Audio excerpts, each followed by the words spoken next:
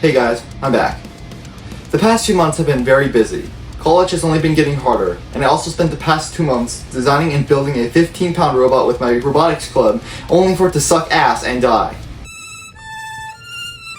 I genuinely spent so much time on that robot, and because Robotronica was only a week after this event, I would have very little time to prepare. Thankfully, that week was spring break, so I could spend time focusing on getting my robots ready, and that's what I did. The opponents I were to face at this year's Robotronica were much more competitive than the ones last year. Robots like RX-7, Overtone, and Zach's new robot Drum Digression. HellTongue was to have a very tough time in his last tournament. No changes have been made to HellTongue since the last tournament, mostly due to me spending all my time on the 15-pound robot.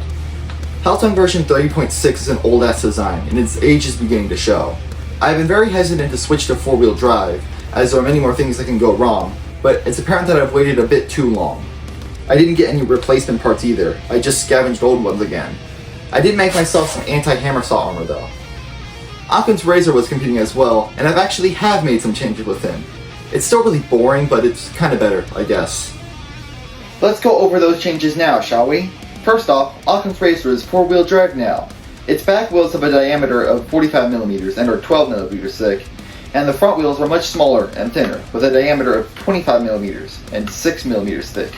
This goes back to what I was saying in my last video about using this robot to test out experimental drive systems.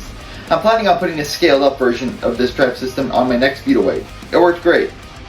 Now, you may have noticed that this robot is entirely 3D printed. I wanted to get carbon fiber parts, but I was too busy building that damn 15-pound to do that. And so everything that was supposed to be carbon fiber ended up being glass-filled PLA, a horrible choice for combat robots. But I had to use it, as the drive plates had to be stiff, and it was the only thing with the stiffness comparable to carbon fiber. I also didn't have time to buy anything either, and so the gears and dead axles were also 3D printed, and the belts were hair ties. It's a miracle that I didn't break this thing while testing it, let alone fighting in a tournament. Other than that, I put these hooks on the top of the baleen so opponents wouldn't fly over it like last time. And I also made a different baleen configuration, installed right now, for use against speeder bots. I also added more wheel protection, and yeah, that's all that has changed. Like last year, the tournament was held at Chico State, and was relatively small, with 9 ants and 12 beetles. It's a bit of a drive, but soon enough I was there preparing my robots. But before we get into the fights, I'd like to talk about my sponsor, that being my mom. Specifically my mother's business, the Kinship Center. The Kinship Center is a social center specifically designed for neurodivergent youth and young adults. The Kinship Center differentiates itself by doing things differently from traditional social groups, potentially offering a more effective environment for those who have not found success in the past. I've said it before and I'll say it again. The Kinship Center is what I wish I had when I was younger. It is a very welcoming space and is willing to help anyone, and I am hopeful that at least the center is able to help you. You can find more information about their mission and their programs at their official website. Now without further ado, let's talk about the tournament.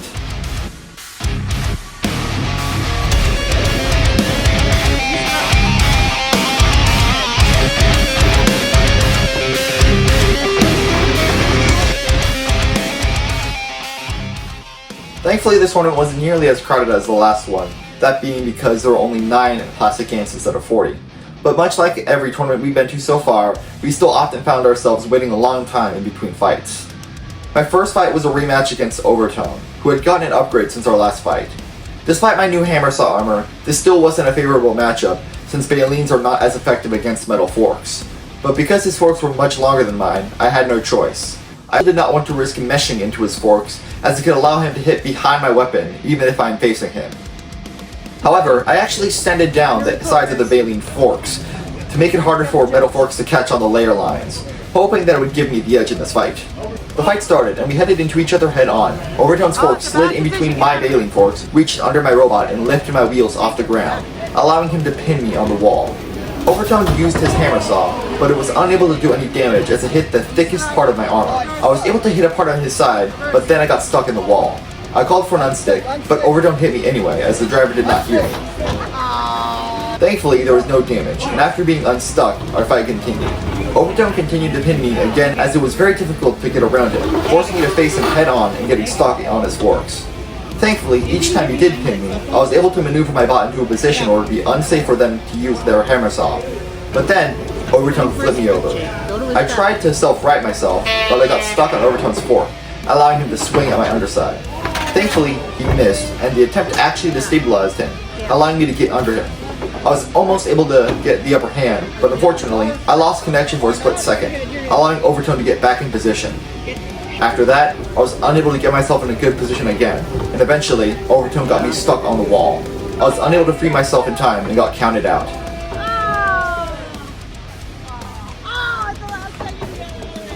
I was unable to win that fight against Overtongue, but despite his upgrade, I actually did better during that fight with him. Having proper hammer saw armor helps a lot. Time to move over to Occam's Razor's first fight of the day. During my last tournament, I faced possibly the worst matchup that could have happened. However, as many know, there's an element of luck to combat robotics, and this time, luck was on my side. My first opponent was against a robot named Buttercup, a control bot with TPU forks. Do you know what works well against TPU forks? The fight started, and I instantly got under him. Buttercup tried to back off, but I charged at him and pinned him into the wall. Buttercup tried to claw himself free, but I was able to keep him there for the duration of the pin. With a massive ground game advantage, I knew all I had to do was keep pointed at Buttercup, and the win would be as good as mine. It's like a quiet little dancing match. Unfortunately, my right drive began to malfunction. Okay. A piece of debris had gotten stuck in the wheel somehow, leaving me barely able to turn. Despite this, I was able to hold Buttercup off, and then, all of a sudden... Try reverse. Oh! Smoke! Buttercup's ESC cooked itself, killing his left drive. This distracted me, allowing him to lift me up, but after he put me down, his robot stopped working altogether. The driver tapped out, and I won the match. How did the fire happen? Alright, good job, Jake. As you can imagine, for a fight between two control ants, the fight was not very eventful. I removed the piece of debris, and Occam's Razor was ready for its next fight. We had our lunch break, and that was a shit show on its own, but that's probably less for another time. Once that ended, it was time for my next fight with Occam's Razor. Again, I was to fight Speedster. You know, the robot that destroyed my top plate in the last tournament. I actually designed a Baleen specifically to counter beater bots like I mentioned earlier. So let me show you how it worked. Yeah, the footage for this fight got lost. The recording for all the fights in this tournament were very messy, unfortunately.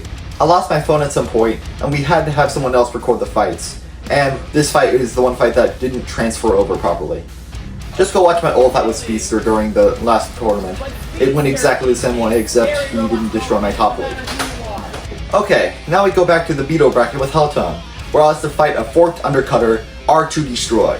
Forked Undercutters have been becoming more and more common lately, and since this one had TPU forks, I left the Baleen on for this fight. Once the fight started, I used the standard horizontal strategy. I maxed out my weapon and rammed into him at full speed.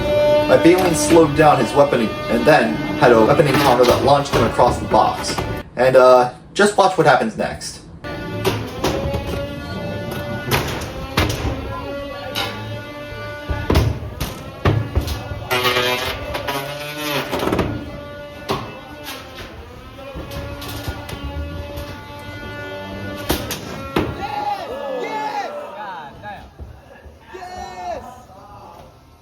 In this fight is probably the best I've ever driven, constantly keeping my opponent from getting back on his feet. I'd say the only driving issue I have is going for the front most of the time, which doesn't work very well against non-horizontals. And also the new controller I got helps since I can consistently go in a straight line now. This is also the most damage I've ever done to another robot, only comparable to the time I ripped off Punk's wedge a year ago. Overall, a very satisfying fight. HellTongue has served me very well. However, HellTongue did not come out of the fight unscathed. The main weapon bearing had came out of place, and when I went to fix it, I realized that one of my phase wires was almost completely severed. I tried to fix it, but I couldn't in time, so I had to replace the hub motor for the one that was destroyed in the Pulverizer fight that I managed to repair. And I may have rushed a little bit too much during that repair. Let's go back to Occam's Razor, where I'd be facing a formidable opponent, Jaws. Jaws is a pair of bristle-drive horizontal spinners. They have no wheels, and as such, they both weigh 3/4 of a pound to take advantage of the extra weight bonus that wheelless bots have. Unfortunately for them, however, they were not able to get one of the robots to work, so I was only able to face one of the robots. But I'm a control bot with a PLA top lid. How hard could I be? The fight started, and Jaws spun up way too fast, causing me to flail all over the place. I knew I had to approach him cautiously to make sure he did not damage my precious top plate. Let it finish doing that. I always approached slowly, only pushing forward when his back plate faced me. Bristlepots are basically forced to turn, so this happened quite often. Although I often ran my bailing directly into Jaws' weapon, Jaws was not able to get a good hit on it to send me flying, with only small chunks flying away at best. In this fight, I'd say Jaws spent more time leaning on one side than on the ground properly. Sometimes I just sat there and watched as the robot uncontrollably spun in the air, as the weapon prevented it from settling down. There were probably a few chances that I took that I probably shouldn't have. Thankfully, however, I avoided all of his hits until the very end, when at the last second, Jaws got a good hit on my top plate, causing it to splinter.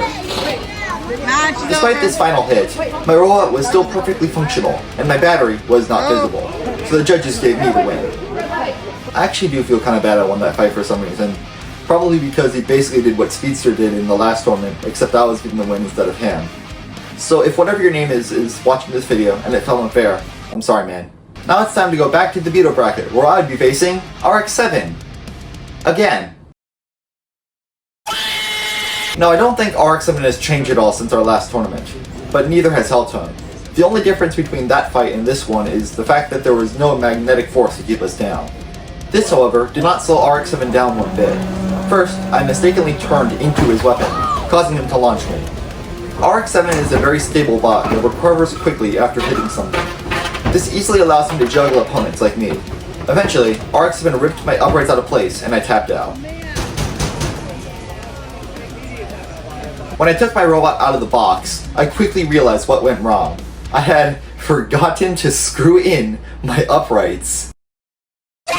Now I can talk about HellTongue's instability and my inferior driving skills, but there are few mistakes more egregious than forgetting to assemble your robot.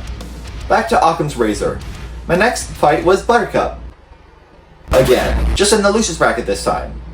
Despite the previous victory, I was a little concerned because the driver of Buttercup had installed metal tips on his forks, and I was unsure how they would interact with my baleen. The fight started, and yeah, they made no difference. I wish there was just something else to say about this fight, but no, it was just me hitting on the wall a bunch of times. Buttercup's ESC didn't even die this time, so yeah. That's fun now.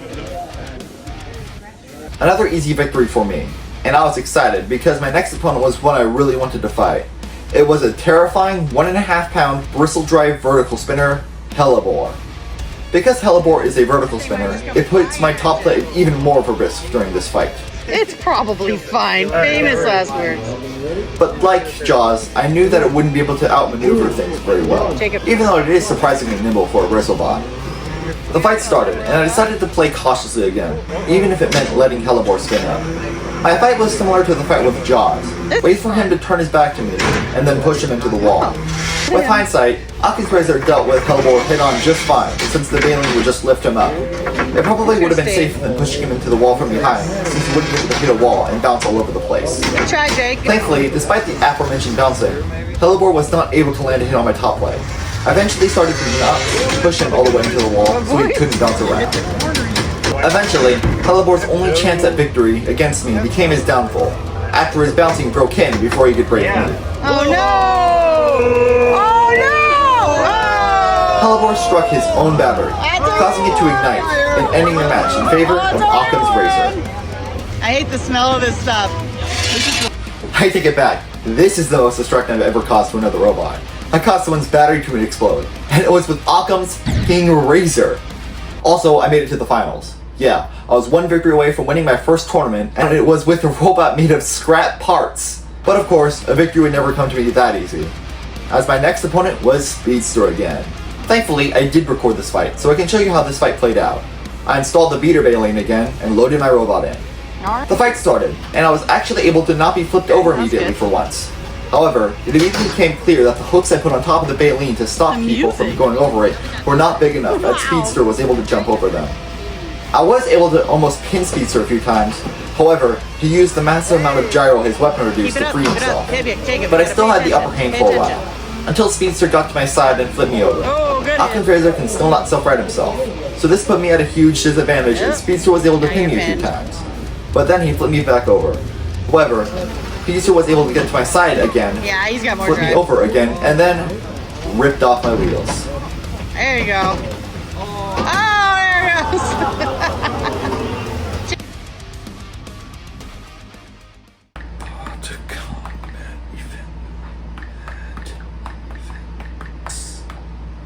In this tournament, I got 5th place with HellTongue. Not the glorious final achievement I was hoping for, but an expected performance from an outdated design. However, I got 2nd with Occam's Razor, a massive upset that neither me, my mom, or the tournament expected. I'd say Occam's Razor is not that far off from being a formidable opponent in the Antweight scene. All I need to do is give it some stronger motors, make it wider, and also make it able to self-right somehow. Like I mentioned in the previous video, this is HellTongue's last tournament, this time for realsies. I'm eager to begin redesigning, and hopefully building an opponent that is far more adaptive and scary. I am unsure when it will be finished, but hopefully when it is, it will suck much less. Occam's Razor is probably getting an upgrade too. Make sure to look out for my next video, and thank you for watching.